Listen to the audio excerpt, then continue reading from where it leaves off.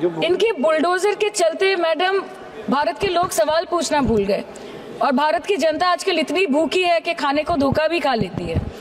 Madam Bharat में एक middle class जो एक साल पहले एक वेजिटेरियन थाली 100 रुपए में खाता था, आज वही वेजिटेरियन थाली 152 रुपए की हो गई। टमाटर की कीमत 247% बढ़ गई, आलू की कीमत 180%, लहसुन 128% और तेल नमक आटा मैदा 18%। पहले आम आदमी पॉकेट में पैसा लेके बाजार जाता था और थैली भरकर सामान लाता था, लेकिन अमृतकाल में आदमी थैली भरकर पैसा लेके जाता है और पॉकेट में आलू टमाटर प्याज लेके घर वापस आता है। सर, माननीय वित्त मंत्री ने पहले कहा था कि बहुत हो गई महंगाई की मार, अब की बार मोदी सरकार, और आज उनके विचार में inflation is an international problem, महंगाई एक अंतरराष्ट्रीय समस्या है। तो विश्व गुरु विश्व बंधु इस अंतरराष्ट्रीय समस्या का समाधान क्यों नहीं कर पा रहे हैं? Ma'am, 74% of Indians are unable to afford a healthy diet. The household savings have plunged to a 50-year low. Around 48% of the households in this country are facing a financial crisis क्योंकि उनका खर्चा उनकी कमाई से ज्यादा है। The economic inequality in India is a 100-year high. The country's GDP growth rate for the second quarter 24-25 decreased to 5.4%, which is the lowest in 2 years. The government's total debt has reached a staggering 176 lakh crore, and the total debt is expected to soar up to 185 lakh crore by the end of the financial year. आज आपके उधार की वजह से हर हिंदुस्तानी पर 1.25 लाख का बोझ चढ़ गया और आप उनकी मजबूरी को अपनी ताकत समझते हैं। बंगाल में ऑल इंडिया तृणमूल कांग्रेस की प्रदेश युवा अध्यक्ष होने के नाते मुझे हर दिन कई नौजवानों से बात करनी पड़ती है। वो मुझे ये पूछते हैं कि मोदी जी ने हर साल 2 करोड़ नौकरी का वादा किया था, अर्थात 10 साल में 20 करोड़ नौकरी। उन नौकरियों का क्या हुआ, उन वादे का क्या हुआ? मैं बस उन्हें यही कह पाती हूँ कि पत्ते तो झड़ते हैं उठाता है कोई कोई, वादे तो सभी करते हैं निभाता है कोई कोई। Ma'am, as per the latest report by CMIE, the unemployment rate has risen to 9.2% in June 2024 as compared to 4.9% in 2013-2014.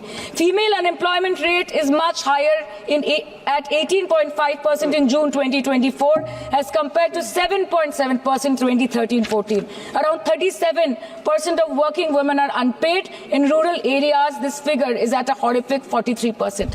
प्रधानमंत्री जी बोलते हैं सबका साथ, सबका विकास, सबका विश्वास। अगर ऐसा ही है तो भारत के लोग आज देश छोड़ के क्यों जा रहे हैं?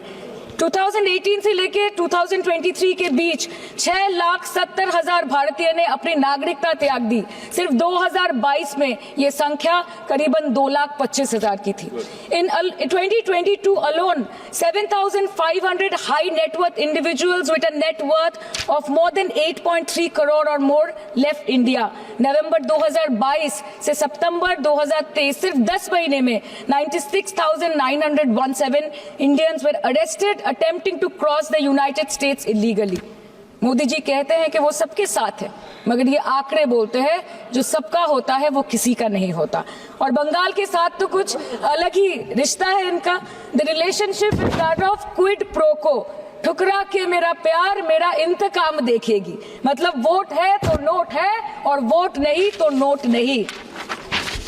As per the available reports, as on 19 July, rupees 1.23 lakh crore is already due from the government of West Bengal against flagship programs like Manrega, PM Awas Yojana, Gram Sadak Yojana, National Health Mission, Central Food Subsidy. Further, 40,806 crore is projected dues against these schemes, bringing the total amount to a staggering 1.71 lakh crore. Madam, health care की schemes में सिर्फ fund हमको दिया नहीं जाता क्योंकि colour coding match नहीं करता है। सो आप सबका साथ सबका विकास जो बोलते हैं, is it hinging on colour coding?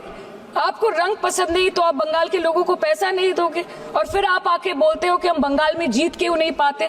Ma'am, this is the reason, this step motherly attitude, जिसके लिए बंगाल के लोग हर बार इनको बड़े बड़े रसगुल्ला खिलाकर वापस दिल्ली भेज देते हैं। Even after making several attempts to crush our aspirations and our economy, Bengal government stands tall and true towards the commitment towards its people. Bengal में सिर्फ दीदी है तो मुमकिन है। The West Bengal government started transferring money to the bank accounts of 21 lakh people who worked for 100-day scheme without receiving any payments from the central government for Manrega. Even before Ayushman Bharat, in Bengal, Shastra Shati, a cashless scheme was launched, providing treatment cost up to 5 lakh for per person belonging to any strata of the society. आज कलकत्ता के किसी आलिशान private hospital में जहाँ पे एक अमीर आदमी की चिकित्सा होती है, वही बगल वाले बेड में एक गरीब मजदूर, एक गरीब किसान की भी ट्रीटमेंट होती है। यही है ममता बनर्जी का विकास। और आपके अमृत काल में the cost of medical treatment has been doubled in the last 5 years. आप फार्मास्यूटिकल्स की सर आरजीकर पे बात ना बोले, आपकी सीबीआई पे अभी तक कुछ बोल नहीं पाए।